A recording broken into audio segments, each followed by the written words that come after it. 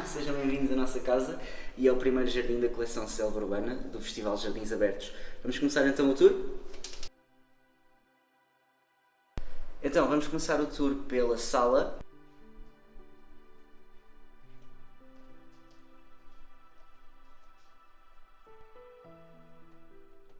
Nós estamos nesta casa há cerca de 3 meses, é tudo muito novo e ainda estamos um bocadinho a adaptar os espaços e a ver o que é que queremos fazer. Mas basicamente, em todos os espaços da casa, onde há uma janela, temos um jardim. Um erro muito comum que vejo é as pessoas colocarem plantas muito afastadas da janela e elas acabam por não se envolver ou até morrer. Então nós damos mesmo prioridade aos espaços perto das janelas para criar assim estas pequenas selvas urbanas. Este cantinho para já é um cantinho assim com uma poltrona, nós podemos às vezes estar a ler um livro à noite. Os nossos gatos adoram estar aqui neste cantinho todo o dia, é assim um espaço para relaxar. Neste cantinho para mim destaca-se esta planta dentro da campânula de vidro, que é a orquídea joia. Ela é muito famosa por se cultivar em terrários, mas na realidade ela até não precisa, mas se colocarem num recipiente fechado com umidade extra ela desenvolve-se mais. Não existe nada igual a esta planta no mundo vegetal e é incrível a forma como as folhas parecem brilhar com a luz. Então, a próxima área que vamos ver é o Jardim da Marquise.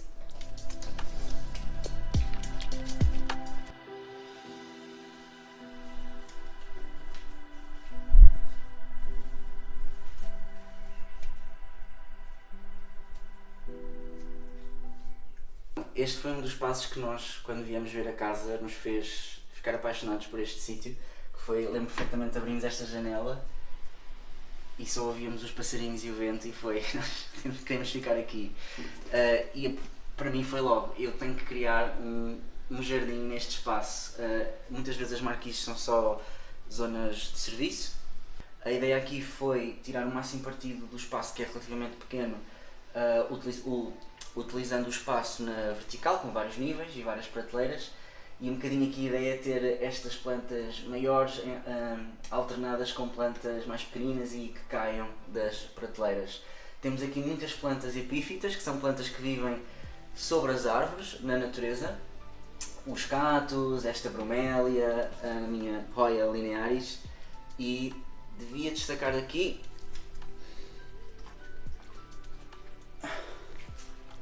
o meu Platycerium, que está cada vez maior e eles vivem na natureza mesmo assim, na vertical, agarrados ao tronco das árvores, e este tipo de montagem em placa de madeira é uma forma bastante interessante de dispormos as plantas. Neste momento este espacinho até utilizámos as plantas no chão para disfarçar um bocadinho a caixa de areia dos gatos. Agora este cantinho com folhagens de plantas escuras, eu chamo-lhe o cantinho das góticas, com este cólios de folha acastanhada, quase mesmo negro, ZZ Plant, variedade Raven. Neste cantinho colocamos também esta erva dos gatos que eles adoram e tem funcionado, até ver, para os distrair um bocadinho das outras plantas, e eles adoram estas ervas para roer. A próxima área é o escritório. É um espaço que ainda não tem assim muita organização de plantas. Portanto, neste momento só tenho-as todas concentradas neste cantinho. Aqui neste espaço tenho muitas begónias, o escaládio, que agora começam a estar muito na moda com estas folhas enormes, incríveis. E apesar delas não terem assim muita organização, eu às vezes estou ali a trabalhar na secretária, é ótimo só parar e poder olhar um bocadinho para todas estas folhas, e é extremamente relaxante. A minha monstera Anansoni, coloquei aqui neste tronco do antigo sobreiro, a ver se ela começa a trepar. A varanda é um espaço que ainda não está arranjado, mas é um projeto que nós queremos fazer em breve, espero. E por fim, aqui no escritório também coloco às vezes qualquer plantinha que esteja a propagar ou que precise de mais umidade e eu quero acelerar um bocadinho o crescimento dela. Com estas caixas de arrumação faço uma estufa caseira e é sempre um espaço de transição para elas e tem funcionado muito bem. Na secretária coloco aqui uma outra campânula que para mim também é um jardim seco. Nós também podemos fazer jardins de plantas que estão mortas e preservadas É uma campânula que eu montei com plantas que se encontram perto das praias e sobretudo as flores secas do helichrysum, ou erva-caril. Fazem mesmo lembrar o cheiro, as sensações de estar na praia, sentir a areia nos pés, e é uma ótima forma de nós colocarmos um bocadinho mais da natureza, mesmo nos espaços da casa onde não temos luz. Por fim, o quarto de dormir é um espaço onde temos poucas plantas, mas coloco aqui aquelas que são mesmo especiais. A calateia orbifolia, a begónia imaculata, com as suas bolinhas, as suas pintinhas brancas, e o Antúnio clarinervium, que tem estas nervuras esbranquiçadas nas folhas, que são mesmo lindas. No quarto não temos assim muita coisa. Depois, por fim, esta varanda, que também ainda falta fazer alguma coisa, mas já tem um projeto aqui que é o nosso jardim vertical de suculentas, que fizemos com caleiras da chuva, e é uma ótima forma de, se vocês quiserem decorar uma parede que tenha um espaço pequenino, podem colocar um jardim em qualquer parte. Este é o meu jardim interior e agora vou-vos mostrar o meu outro jardim que fica num outro sítio. Então, malta, agora estamos aqui em casa dos meus pais. Este, sim, eu posso dizer que é o meu jardim. No fundo é um espaço que eu comecei a plantar acho que há mais ou menos há 10 anos atrás ou mais. Quando os meus pais se mudaram para esta casa, eu já estava a estudar arquitetura paisagista no Porto e, no fundo, comecei a mudar este jardim nessa altura. E foi o meu laboratório, foi onde eu realmente aprendi a trabalhar com plantas e a ver o comportamento delas, e tanto de um ponto de vista ecológico, mas também estético. A ideia deste espaço foi, no fundo, os espaços plantados eram todos relevados. Os relevados são uma tipologia de vegetação que mais consome água, portanto que era super difícil manter, e não fazia sentido nenhum nós mantermos essa área toda. Então reduzimos a área do relevado, aliás, retirámos o relevado por completo e colocámos plantas, colocámos estas bordaduras de flores, e que eu fui sempre melhorando ao longo dos anos. Só com um espacinho necessário para termos algumas cadeiras, ou então a minha mãe poder abrir um estendal para secar roupa, e tudo o resto são plantas mesmo. Okay? Então, pronto, basicamente ele tem 3 áreas principais. Temos aqui o canteiro lateral, que neste momento é esta massa de flores. No fundo sempre quis que pudéssemos, assim que entrar em casa, ser um bocadinho bem-vindos por toda esta explosão de cor, ou quando saímos. E depois temos aqui a parte principal, que é no fundo é o jardim, que tem ligação direta ao alpendre da sala. Pronto, aqui só temos uma pequena coleção de suculentas, e pronto, e é esta área enorme, um bocadinho confusa, que no fundo é o meu laboratório. Eu sempre quis poder experimentar muita coisa para um dia, na altura quando eu pensava viver só da arquitetura paisagista, realmente utilizar depois aqui estas plantas nos meus projetos, ou perceber estas plantas para utilizá-las. E hoje, apesar de eu já não trabalhar nessa área, é um espaço para desfrutar. Tomamos às vezes um pequeno almoço aqui, ou então estamos no sofá a conversar com amigos, ou só a descontrair e a relaxar, e é ótimo, como podem ver. Poder entrar aqui e ver toda esta mancha de cor e movimento que as plantas têm. A ideia deste espaço não é só fazer um jardim meramente bonito, mas que seja muito fácil de manter, mais resiliente, que também trabalha um bocadinho com a dinâmica ecológica das plantas. Há plantas aqui que se calhar num ano vão germinar noutro espaço, e elas é que escolhem o sítio onde aparecem, e isso é bem-vindo, essas dinâmicas todas que num jardim tradicional tentamos controlar ao máximo. E no fundo não é copiar a natureza, mas é recriar um bocadinho a sensação de estarmos num espaço mais selvagem, com as plantas assim expostas de uma forma aparentemente caótica, mas que realmente tem algumas regras também de desenho e de composição.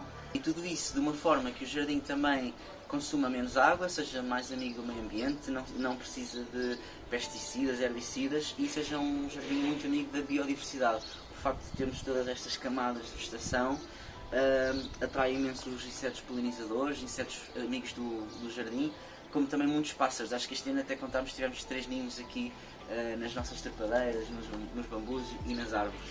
É um jardim que permite que tudo isso aconteça.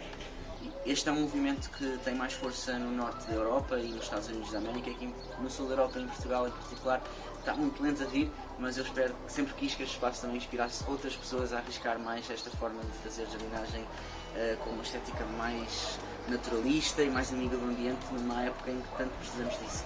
Depois temos ali um outro espaço lá atrás. Então vamos descer as escadas, aqui na parte de trás do jardim temos outro espaço, é um espaço voltado a norte.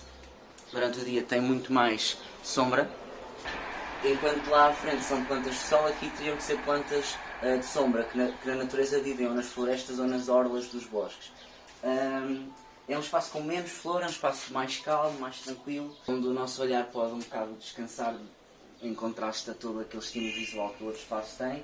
Pronto, aqui no fundo era uma zona onde já existe, da construção original da casa, um churrasco. Às vezes fazemos aqui algumas refeições, obviamente também tem esta função da minha mãe estende muita roupa. Acho que aqui o que se destaca deste espaço são estes dois Acer Palmato, os Acer japoneses, que eu plantei, eram uma árvore deste tamanho. E estas árvores gigantescas já devem estar aqui há mais de 10 anos e é muito especial, acho que é muito especial quando vocês, sobretudo as árvores, quando nós as plantamos pequeninas e elas depois vão amadurecendo um bocadinho com a nossa própria viagem, o nosso próprio processo de vê-las a crescer connosco. E as hortênsias lá ao fundo foram todas trazidas assim, uma estacazinha, 4 estacas que o meu pai trouxe dos Açores. O meu pai adora os Açores, ele já foi muitas vezes lá. Então acho que é giro ter um bocadinho disso, dessa memória também aqui no jardim. Se temos alguma planta que conta uma história, eu adorei esta pergunta da Sofia. Na realidade temos muitas. Eu iria destacar, para mim, eu acho que venho aqui e lembro-me sempre, tanto a nossa begónia eritrófila como o oxalis, porque são plantas que vieram da minha avó e mesmo elas já não estando connosco hoje, para mim é uma forma muito especial de manter a memória dela viva. E a outra planta seria a Dieffenbachia, que tem uma história gira, porque eu quando comecei a namorar com o Luís, ele tinha essa planta, ela tinha sido podada e tinha 2 canas a sair, mas estavam a definhar e a morrer porque estavam tapadas pelo frigorífico e não tinham luz natural. E eu disse, olha, tu vais cortar estas plantas e vamos enraizá-las em água. Pronto, e assim fez, e passado umas semanas aquilo já estava cheio de raízes, colocámos num vaso e a planta era para aí deste tamanho e entretanto há poucos meses esta planta já estava quase da nossa altura. Era a planta que nós tínhamos maior e que cresceu mais rápido. E que entretanto eu tive que a separar e elas no fundo eram 2 gêmeas que estavam no mesmo vaso e eu tive que as separar porque estavam muito pesadas. Mas essa planta quase que simbolizou a nossa relação, porque de facto foi algo que nasceu assim do zero. Não podes assim, só emociono. E no fundo acho que essa planta representa a nossa relação, foi algo que começou do zero e cresceu imenso e acho que sempre que vejo essa planta lembro-me disso. Qual é a planta mais desafiante? Eu diria que são as calateias, sem dúvida. Porque são aquelas plantas que se eu não regar com água destilada, as folhas vão começar a ficar todas estaladiças nas pontinhas. Pronto, elas de facto precisam dessa água destilada, o cloro ou os sais que existem na água não vão ser bons para elas. Precisam também de umidade e por isso é que eu tento colocar os difusores a funcionar perto delas. São aquelas que têm esses cuidados muito específicos. É interessante que um jardim, ao longo da história da humanidade, os primeiros registros que temos de jardim, o jardim sempre representa uma ligação ao divino. Para os persas antigos, o jardim era a representação do paraíso. Ou seja, quando o homem começa a cultivar plantas para um espaço só de prazer, que não é um espaço de produção. E eu acho que nos tempos de hoje, de certa forma, o jardim, independentemente de ligação a qualquer crença religiosa, é um espaço mesmo de encontro com nós mesmos e com a natureza e tem quase este caráter, não sei se sagrado, é uma palavra demasiado forte, mas há algo muito especial e quase que transcende. É difícil nós explicarmos por palavras esta nossa ligação com os outros seres vivos. E eu acho que o jardim é um espaço que de facto celebra isso. No fundo, fala-se cada vez mais do termo biofilia, que é o amor inato que nós seres humanos temos a tudo o que é vivo. E o jardim acho que celebra essa biofilia. No fundo, o jardim para mim é um ato de amor. E foi isso, espero que tenham gostado do tour pelos meus 2 jardins. O próximo vídeo desta coleção Célula Urbana sai já amanhã e não percam que será o Jardim do Marco.